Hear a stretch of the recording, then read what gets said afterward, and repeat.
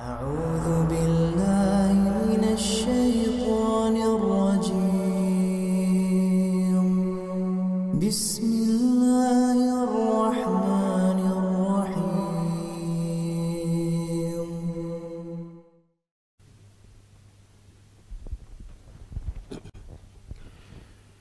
إن الحمد لله نحمده ونستعينه ونستغفره ونعوذ بالله من شرور أنفسنا ومن سيئات أعمالنا من يهده الله فلا مضل له ومن يضلل فلا هادي له أشهد أن لا إله إلا الله وحده لا شريك له وأشهد أن محمدا عبده ورسوله لا نبي ولا رسول بعده اللهم صل وسلم على نبينا محمد وعلى آله وأصحابه أجمعين يا أيها الذين آمنوا اتقوا الله حق تقاته ولا تموتن إلا وأنتم مسلمون يا أيها الناس اتقوا ربكم الذي خلقكم من نفس واحدة وخلق منها زوجها وبث منهما رجالا كثيرا ونساء واتقوا الله الذي تساءلون به والأرحام إن الله كان عليكم رقيبا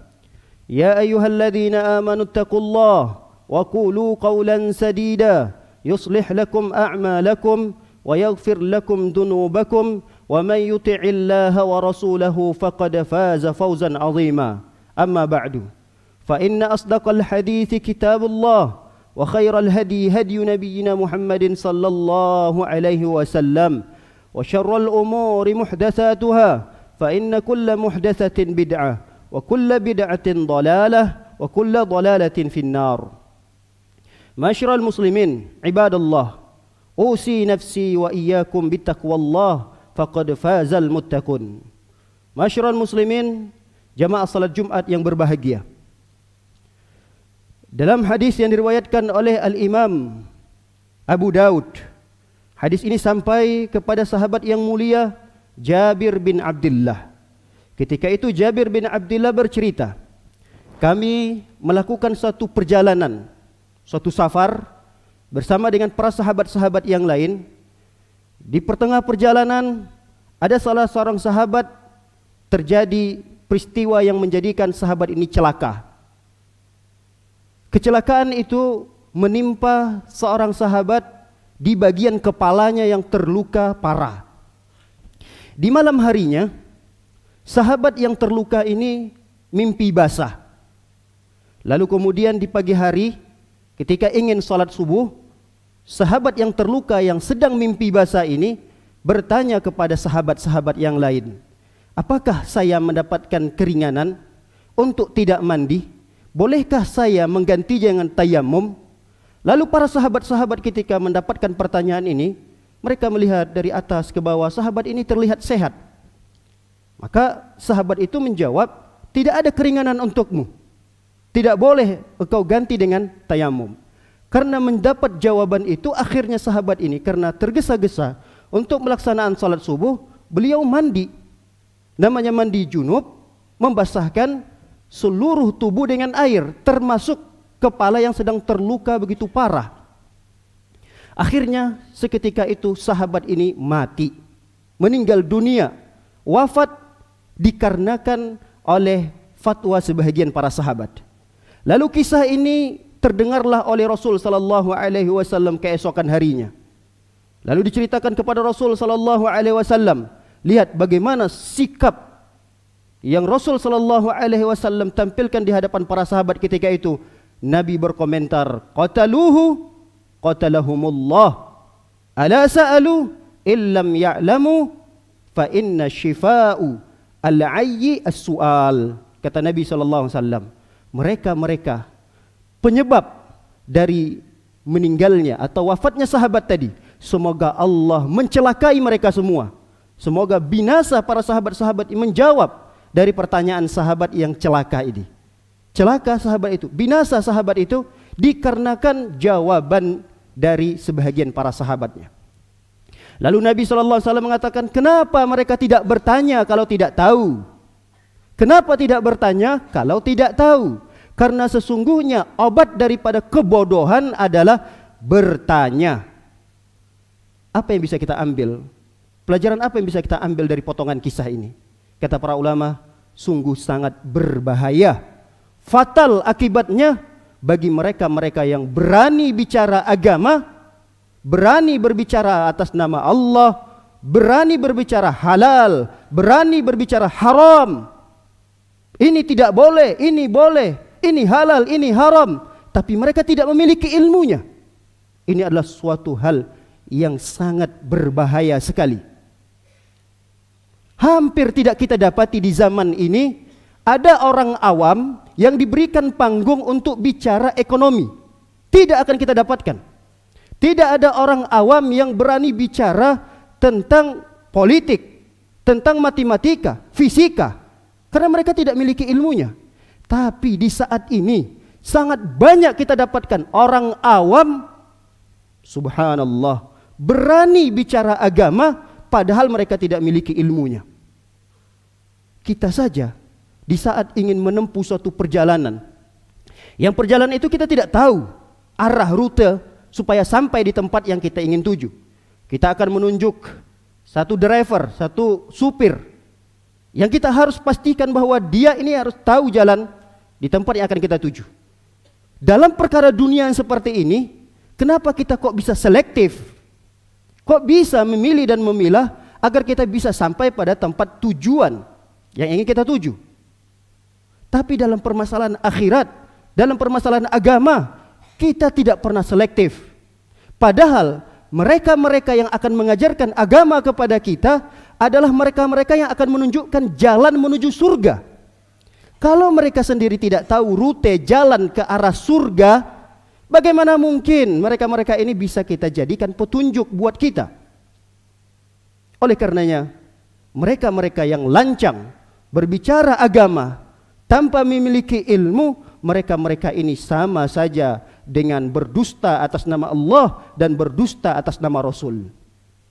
Allah Subhanahu wa taala berfirman, "Wala taqulu lima tasifu alsinatukumul kadzib, hadza halal, hadza haram, litaftaru 'ala Allahil kadzib, innal ladzina yaftaruna 'ala Allahil kadzib la yuflihun." Kata Allah Subhanahu wa taala, jangan kalian berkata kepada lisan-lisan kalian yang berdusta atas nama Allah, mengatakan ini halal, ini haram, ini baik, ini buruk, tapi kalian tidak memiliki ilmunya. Sesungguhnya orang-orang yang mengada-ngada dusta atas nama Allah Subhanahu wa taala, mereka tidak akan beruntung. Mereka tidak akan beruntung di dunia apalagi di akhirat. Oleh karenanya Allah Subhanahu wa taala mengancam, bahkan menggolongkan dosa berbicara atas nama Allah yang dia tidak mengilmui tentang hal tersebut. Berbicara tentang syariat Islam padahal dia tidak memiliki ilmunya. Dosa ini digandengkan oleh Allah setelah penyebutan dosa syirik. Allah Subhanahu wa taala berfirman, "Qul innama harrama rabbiyal fawahisha ma dhahara minha wa ma batan wal itsma wal baghya bighairil haqq wa an tusyriku billahi ma lam yunazzil bihi sultana wa an taqulu 'ala Allahi ma la ta'lamun." Kata Allah Subhanahu wa taala, katakanlah wahai Muhammad, sesungguhnya Tuhanku mengharamkan perbuatan-perbuatan keji yang jelas, yang nampak maupun yang tidak nampak. Dan di antara yang diharamkan oleh Allah Subhanahu wa taala adalah untuk mensekutukan Allah. Tidak boleh melakukan perbuatan-perbuatan syirik, mensekutukan Allah Subhanahu wa taala yang Allah tidak turunkan itu. Tidak ada alasan untuk Allah turunkan kenapa Allah harus disyirikkan. Kalau tidak ada alasan, maka tidak boleh kita mensekutukan Allah Subhanahu wa taala. Lihat penyebutan setelah itu, wa antakulu 'ala Allahi ma la ta'lamun, dan kalian dilarang, haram hukumnya untuk berbicara agama, berbicara syariat, berbicara tentang Allah, berbicara tentang syariat Rasul yang kalian tidak mengilmui tentang itu. Makanya Rasul sallallahu alaihi wasallam mengancam umat ini, kita semua. Apa ancamannya? Neraka, tempat tinggal mereka-mereka yang mengada-ngada kedustaan atas nama agama. Rasul sallallahu alaihi wasallam mengatakan, "Man kadzaba alayya muta'ammidan falyatabawwa maq'adahu minan nar." Siapa orang yang lancang berdusta secara sengaja atas nama Rasul sallallahu alaihi wasallam, siap-siap mengambil tempat tinggalnya di neraka Allah Subhanahu wa taala. Semoga Allah Subhanahu wa taala menjaga lisan-lisan kita untuk tidak berbicara atas nama agama yang kita tidak mengetahui tentang ilmunya. Aqulu qauli hadza wa astaghfirullah li wa lakum wa sairil muslimin min kulli dhanbin istaghfiruh innahu huwal ghafurur rahim.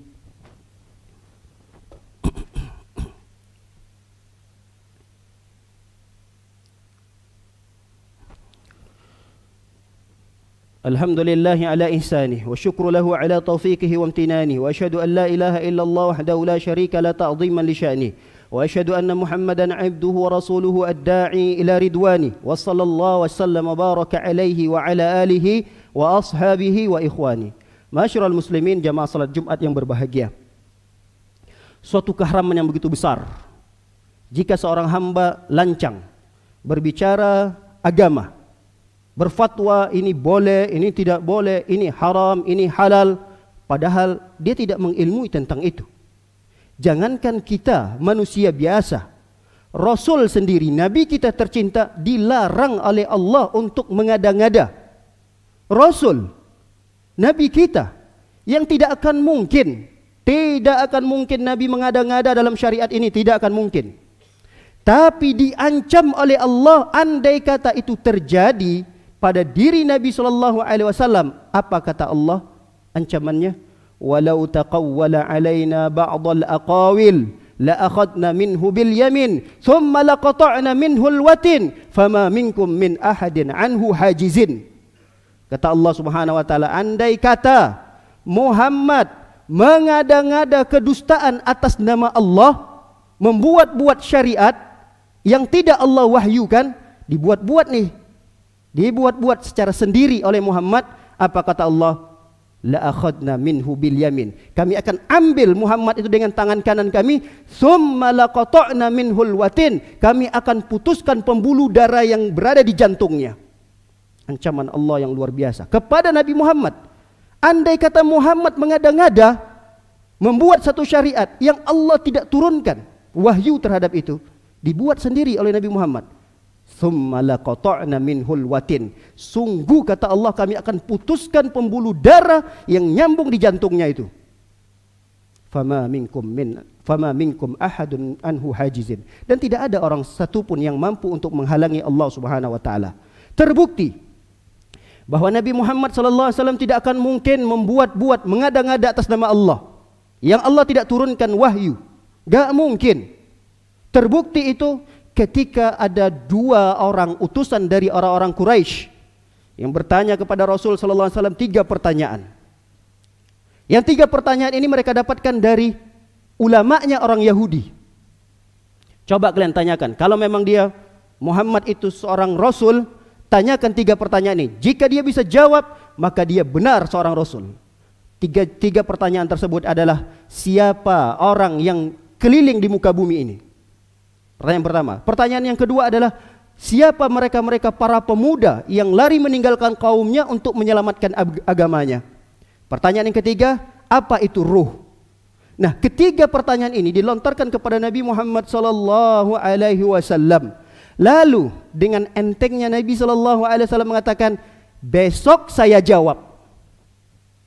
Besok saya jawab. Kata Nabi Muhammad SAW mengatakan kepada kedua utusan orang-orang Quraisy ini. Lalu kemudian keesokan harinya ditunggu, tidak keluar. Nabi tidak keluar dari rumahnya. Hari kedua Nabi tidak keluar dari rumahnya. Ketiga, keempat, sampai dalam riwayat diceritakan sampai 15 hari, 15 malam Nabi SAW tidak menjumpai dua orang utusan Quraisy ini untuk menjawab 3 pertanyaan tersebut. Kenapa? Karena Allah tidak turunkan jawabannya. Kalaulah Rasul sallallahu alaihi wasallam mengada-ngada dalam urusan agama, belum diturunkan wahyu dalam perkara itu, maka Nabi akan menjawab secara serampangan, secara asal-asalan. Tapi Nabi tidak mau menjawab itu secara asal-asalan kecuali ketika wahyu turun. Kenapa Allah Subhanahu wa taala tahan wahyu itu untuk tidak turun? Karena menegur Nabi sallallahu alaihi wasallam sebagai pelajaran buat Nabi sallallahu alaihi wasallam, karena berjanji untuk melakukan itu besok tapi tidak mengucapkan insya Allah. Sehingga turunlah firman Allah dalam surah Al-Kahfi, "Wala taqulanna li syai'in inni fa'ilun dzalika ghada illa an yasha Allah." Turunlah firman Allah dalam surah Al-Kahfi yang mengatakan, janganlah kalian berucap, besok akan aku lakukan, besok akan aku kerjakan, kecuali engkau mengucapkan insya Allah. Hanya karena itu Nabi SAW ditegur oleh Allah tidak diturunkan wahyu untuk menjawab 3 pertanyaan orang-orang Quraisy tersebut. Ini menunjukkan bahwa Nabi sendiri tidak mengada-ngada dalam syariat ini. Ini ada umat Nabi mengaku Muslim, subhanallah, ucapannya sana sini mengeluarkan lontaran hukum-hukum. Ini halal, ini haram, ini baik, ini tidak baik. Tapi itu tidak pernah didapatkan dalam Al-Quran, tidak pernah didapatkan dalam hadis-hadis Nabi Sallallahu Alaihi Wasallam. Terkadang ayat yang dibaca pun terbalik-balik, tertukar-tukar dengan terjemahannya. Ini adalah orang yang begitu lancang terhadap syariat-syariat Allah Subhanahu Wa Taala. Semoga kita dan anak cucu kita bisa menahan lisan untuk tidak berbicara masalah agama yang kita tidak mengetahui tentang itu, karena ini adalah termasuk dosa yang sangat besar, karena berdusta atas nama Allah dan berdusta atas nama Rasul sallallahu alaihi wasallam. Innallaha malaikatahu yusholluna 'alan nabi ya ayyuhalladzina amanu shallu 'alaihi wa sallimu taslima. Allahumma shalli 'ala Muhammad wa 'ala ali Muhammad kama shallaita 'ala Ibrahim wa 'ala ali Ibrahim innaka Hamidum Majid. Allahumma barik 'ala Muhammad wa 'ala ali Muhammad kama barakta 'ala Ibrahim wa 'ala ali Ibrahim innaka Hamidum Majid. Allahumma ighfir lil muslimina wal muslimat wal mu'minina wal mu'minat al ahya'i minhum wal amwat bi rahmatika ya arhamar rahimin. Allahumma a'izzal Islam wal muslimin, Allahumma a'izzal Islam wal muslimin, Allahumma aslih wulata umurina, Allahumma aslih wulata umurina, Allahumma aslih wulata umurina, Allahumma waffiqhum lima tuhibbu wa tarda. Rabbana atina fid dunya hasanah wa fil akhirati hasanah wa qina adzaban nar. Wa sallallahu ala nabiyyina Muhammadin wa ala alihi wa sahbihi wa sallam ajma'in. Akhiru da'wana alhamdulillahi rabbil alamin. Ibadallah, إن الله يأمر بالعدل والإحسان وإيتاء ذي القربى وينهى عن الفحشاء والمنكر والبغي يعظكم لعلكم تذكرون فاذكروا الله العظيم الجليل يذكركم واشكروه على نعمه يزدكم ولذكر الله أكبر. أقيموا الصلاة.